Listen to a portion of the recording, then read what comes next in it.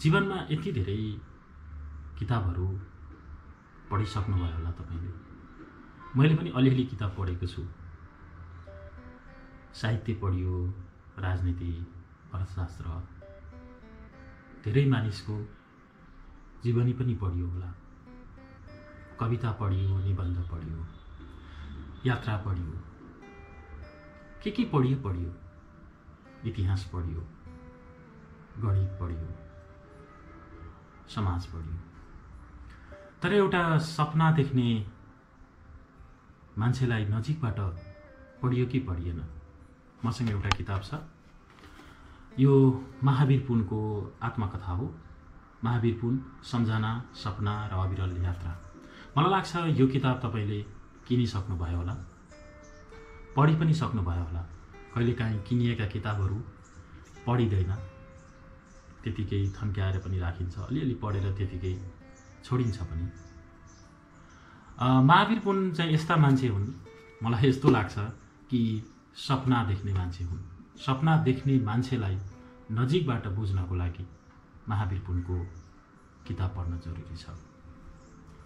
र निरन्तर यात्राको लागि र प्रेरणा उत्प्रेरणाको लागि पनि महावीर पुनको किताब पढ्न एकदमै जरुरी छ।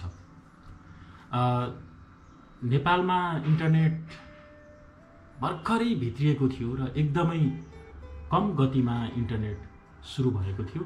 नेपाल टेलिकमले डायल अप सिस्टमबाट इन्टरनेट सुरुवात मात्र गरेको थियो र त्यतिखेर चाहिँ महावीर पुनले पोखराभन्दा 40 किलोमिटर टाढा नागी भन्ने गाउँमा इन्टरनेट पुर्याएका थिए। र त्योभन्दा अगाडि उनले आफू पढेको स्कुलमा विभिन्न तरिकाले समाजसेवा गर्दै, पढाउँदै, स्वयंसेवक शिक्षकको रूपमा र स्कुललाई आर्थिक हिसाबले कसरी बलियो बनाउने भनेर सामाजिक हिसाबले उनले धेरै कामहरू गरिसकेका थिए।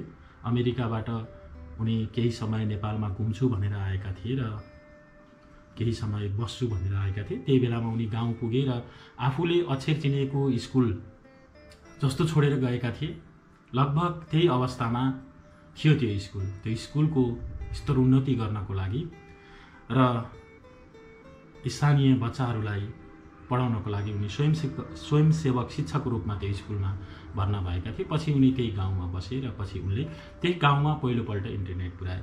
ताकि त्यो नेपालमा त्यतिखेर भर्खरै इन्टरनेट आएको थियो र वायरलेस सिस्टम त कल्पना मात्र भइसकेको थियो। राउटरको चाहिँ विकास भइसकेको थियो। त्यो राउटर चाहिँ एउटा सानो कोठामा मात्रै वाइफाई फाल्ने राउटर थियो र त्यही प्रविधिको प्रयोग गरेर उनले जुगाड गर्दै हातले बनाएको एन्टिनाबाट 40 किलोमिटर टाढा इन्टरनेट पुर्याएका थिए। त्यतिखेर बेलायतको संसदमा एउटा कुरा उठेको थियो। त्यहाँ के थियो भने स्कटल्यान्डको पहाडमा त्यतिखेरसम्म इन्टरनेट पुगेको रहेछ र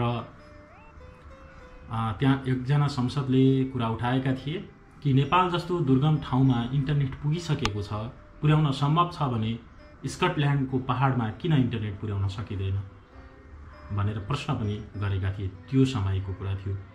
उनले पछि रोमन मेगासेसे पुरस्कार पाए र नेपालीहरूले चिन्न थाले। नेपालीले चिन्नुभन्दा अगाडि नै उनलाई धेरै विदेशीहरूले चिनिसकेका थिए। र महावीर पुनका यस्ता धेरै कामहरू छन्। यति लगातार उनले प्रयास गरेका छन् कि अमेरिका पढ्न जानको लागि उनले 100वटा भन्दा बढी युनिभर्सिटीलाई चिठी लेखेका छन्, कलेजलाई चिठी लेखेका छन्, 100 भन्दा बढी चिठी लेखेका छन् र अन्ततः उनले छात्रवृत्ति पाए र अमेरिका पढ्न गए। त्यसपछि पनि आएर उनले गाउँमा निरन्तर अनेकन प्रयासहरू गरे। कुनै प्रयासहरू सफल भए, कुनै असफल भए। अनि अहिले चाहिँ उनी राष्ट्रिय आविष्कार केन्द्र खोलेर विभिन्न कुराहरू बनाइराखेका छन् र सरकारले कवाडी भनेर छाडिदिएको कृषि औजार कारखाना उनले सञ्चालनको लागि किताब बेचिरहेका छन्। मेरो हातमा परेको यो किताब झन्डै 2 लाख प्रति बिक्री भइसकेको छ र त्यो पैसाले उनी कृषि औजार कारखाना सञ्चालन गरिरहेका छन्। एउटा प्रेरणा, उत्प्रेरणा र सपना देख्ने मान्छेको कथाको किताब हो यो।